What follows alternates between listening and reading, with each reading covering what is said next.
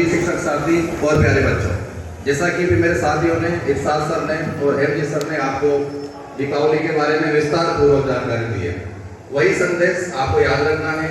और इसके अलावा आपको जो है थोड़ी सी सावधानियां और रखनी है, विशेष करके जैसे हम पटाखे चलाते हैं तो उस समय आपको बहुत सावधानी रखनी है। और दीपावली का जो उद्देश्य है, सबसे इम्पोर्टेंट बात है दीपावली का उद्देश्य, तो इसका उद्देश्य भाईचारा, आपस में प्रेम बना रहे, समाज में प्रेम बना रहे। दीपावली मुख्यतः हिंदू धर्म का त्योहार है। अन्य धर्मों के लोग रहते हैं, मुस्लिम धर्म के लोग, ईसाई धर्म के लोग, सिख धर्म के लोग, जैन धर्म के लोग, बौद्ध, पारसी,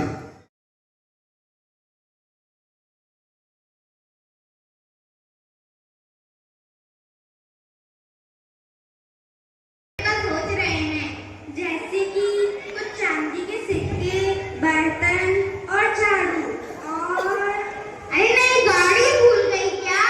हाँ, एक नई गाड़ी भी तो देखो, धनतेरस पे हम नए सामान खरीदते हैं।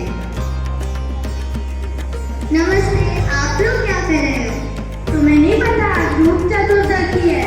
इस दिन सब अपना रूप निखारते हैं। चूड़ी लगाओ। तो तुम्हें पता चला ये रूप चतुर्दशी मना रहे हैं। नमस्ते, अब आप लोग क्या कर रहे हो? रंगोली बना रहे हैं। और आप? मैं भी रंगोली बना। और आप? चला रही हूँ। चलो अब आगे चलते। नमस्ते, अब आप क्या कर रहे हो? लक्ष्मी पूजन कर रहा हूँ। तो देखो, ये तीनों, ये चारों दिवाली बना रहे हैं। चलो, समझी?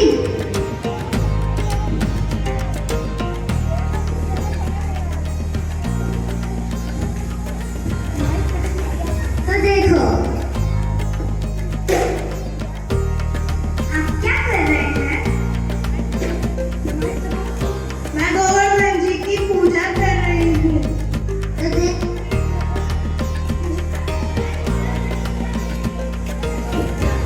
मैं उसी की तैयारी कर रही हूँ। तो देखो, ये गोवर्धन पूजा की तैयारी कर रही है। चलो, मैं तुम्हें आगे लेके चलती हूँ।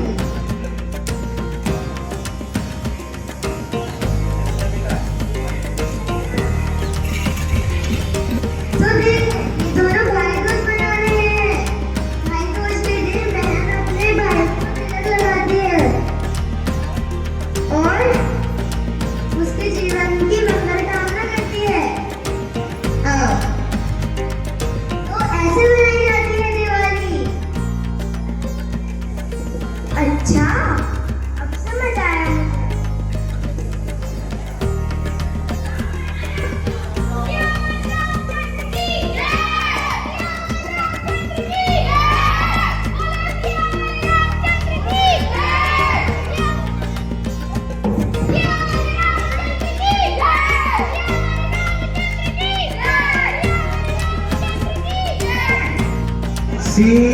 सीताराम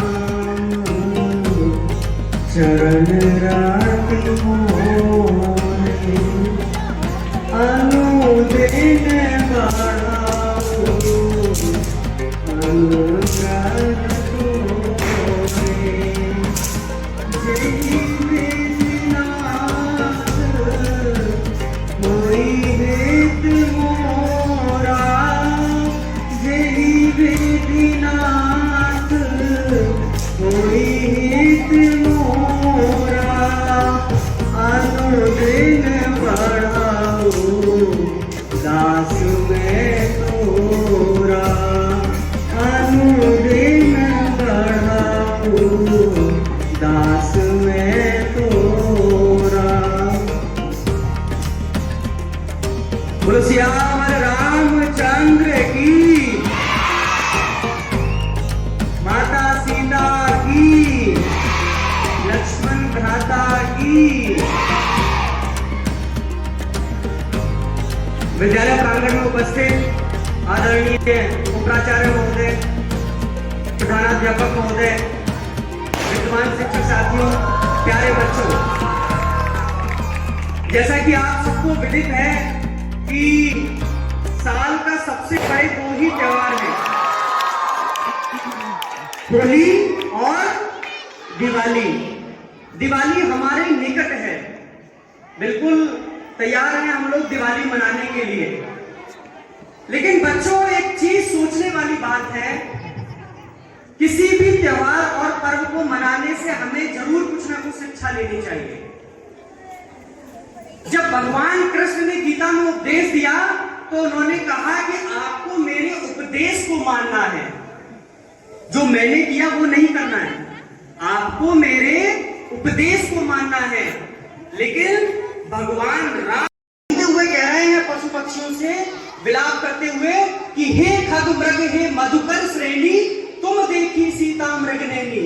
वो कह रहे हैं कि पशु पक्षियों से पेड़ पौधों से बात कर रहे हैं और कह रहे हैं कि आपने सीता माता को देखा है, जो खुद त्रिकालदर्शी है, अपने मनुष्य रूप को, मनुष्य अवतार को कितना सार्थक कर रहा है वो त्रिलोक स्वामी विष्णु। वो खुद कह रहे हैं कि हे खग मृग हे मधुकर श्रेणी तुम देखी सीता मृग नैनी।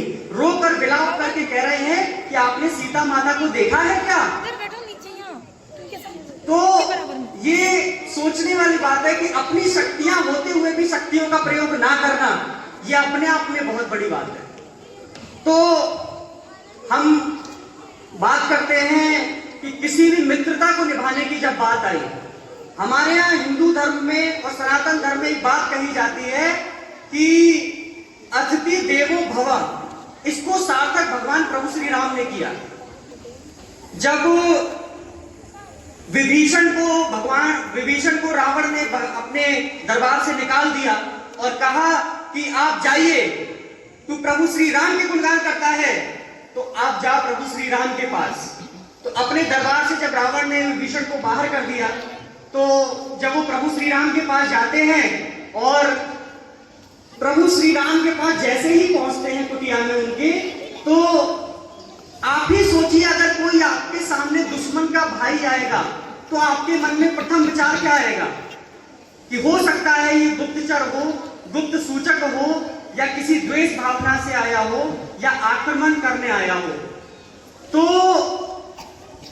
ये बात लेकिन प्रभु श्री राम ने नहीं सोची, क्योंकि अतिथि देवो भव, उनको बुलाया। नए नए वस्त्र आभूषण, सोना चांदी आदि खरीदे जाते हैं, इसलिए इसे समृद्धि का दिन भी कहा जाता है। साथ ही साथ इसे धन्वंतरि जयंती के तौर पर भी मनाया जाता है, क्योंकि जिस दिन जब समुद्र मंथन हुआ था तो समुद्र मंथन से अमृत कलश लेकर भगवान धन्वंतरि का जन्म हुआ था, जो स्वास्थ्य के देवता हैं, इसलिए इस दिन को धन्वंतरि जयंती के तौर पर भी मनाया जाता है। दूसरा दिन कार्तिक माह की कृष्ण पक्ष की चतुर्दशी, जिसे नरक चतुर्दशी भी कहा जाता है, यह पाप और भय की मुक्ति का दिन है, क्योंकि इस दिन भगवान श्री विष्णु ने नरकासुर नाम के राक्षस का, उसके अहंकार का वध करके और 16,000 स्त्रियों को उसके भय से मुक्त करवाया था। इसलिए इसे भय और भय मुक्ति और नरक चतुर्दशी भी कहा जाता है। इसी दिन रूप चतुर्दशी भी मनाई जाती है। इसमें सौंदर्य, रूप सौंदर्य की और शुद्धि की बात की जाती है, लेकिन यहाँ शुद्धि से अर्थ केवल भौतिक और बाहरी सौंदर्य से नहीं है। इसमें सौंदर्य से अर्थ आपके चारित्रिक सौंदर्य से भी है, जिसमें आपको सद्विचारों को, अनुशासन को आपके चरित्र में, आपके जीवन में चरितार्थ करना होता है। तीसरा दिन जो सबसे अहम माना जाता है, दिवाली, इसको हम कहते हैं अमावस्या का दिन, जिस दिन 3 मुख्य त्योहार हम मनाते हैं। आज के कार्यक्रम देखे अभी और सभी बच्चों की प्रस्तुति बहुत ही सुंदर थी। आप लोगों ने देखा कि आज हम लोगों ने 5 दिवसीय दीपावली पर्व आ रहा है ना, सबको पता है ना, और इसके लिए आप लोगों को अभी छुट्टी भी मिलेगी, स्कूल की होगी ना छुट्टी स्कूल से, तो 5 दिन आप लोगों को अच्छे से पर्व मनाना है। उसमें कई सारे सावधानी रखनी है सबको। आप लोगों ने देखा होगा कि आप लोग दीपावली वाले दिन पटाखे जलाते हैं, सब लोग जलाते हैं पटाखे। हाँ, तो पटाखे जलाते वक्त ध्यान रखना है कि अपने अपने जो पेरेंट्स हैं, अभिभावक हैं, माता पिता हैं या कोई बड़ा है, उनकी गाइडेंस में और उनके साथ रहते हुए हमें पटाखे जलाने हैं, ठीक है। अब कोई भी इस तरह का पटाखा नहीं चलाना है या इस तरह का नहीं करना है जिससे आप लोगों को कोई हाथ जल जाए या कुछ और ऐसा घटना हो जाए जिससे आपका दीपावली का पर्व जो है, वो जो खुशियों का पर्व है, उसमें आपको कुछ बुरा लगे, होगा ना। तो सभी बच्चे इस चीज का ध्यान रखेंगे, दीपावली पर्व को बहुत ही अच्छे से एंजॉय। सुप्रभात। आप जैसे दिवाली की रात को जलते हुए दिए पूरे शहर को जगमगाते हैं, वैसे ही हमारे विद्यालय के बच्चे आप सबका मुस्कुराता हुआ चेहरा हमारे विद्यालय को बहुत ही सुंदर बना रहा है। ऐसे ही मुस्कुराते रहिए, है ना। परम सम्मानीय प्राचार्य महोदय एवं सभी सम्मानित शिक्षकगण एवं प्यारे बच्चों, आज हम सब यहाँ दीपावली महापर्व मनाने के लिए एकत्रित हुए हैं। दीपावली क्यों मनाई जाती है, कितने त्योहार मनाए जाते हैं दीपावली के साथ साथ, ये अभी हम सब ने जाना। हमारे सम्मानीय श्रीमान हेमजीत गौतम सर ने हम सबको ये बताया। श्री अब्दुल इरशाद खान सर ने दीपावली मनाते समय क्या क्या हमें सावधानियां रखनी चाहिए, इसके बारे में हमें बताया। और श्री अरविंद पांडे जी ने अपनी मधुर आवाज से रामायण की चौपाइयों से इस विद्यालय का जो वातावरण है वो बहुत ही पावन कर दिया। इन सब के लिए आप सभी शिक्षक साथियों का बहुत बहुत आभार। माननीय उपाचार्य महोदय ने अपने व्यस्तम समय से समय निकालकर यहाँ पधारे एवं हम सबको आशीर्वचन दिया और कहलाए। तो ये सब चीजें हम देख सकते हैं कि हमारे माता पिता जो भी हमें कहें उनकी बात हम बिना तर्क करे मान लें। और ये चीज अगर हम अपने अंदर डालेंगे तो ही हम सच्ची दीपावली मनाएंगे, तो ही हम श्री राम के प्रति सच्ची आस्था प्रदर्शित कर सकते हैं। आप सभी ने बड़े ध्यान से मेरी बात सुनी, इसके लिए आप सभी का बहुत बहुत धन्यवाद। एक बार सभी को महापर्व दीपावली की ढेरों शुभकामनाएं। Thank you.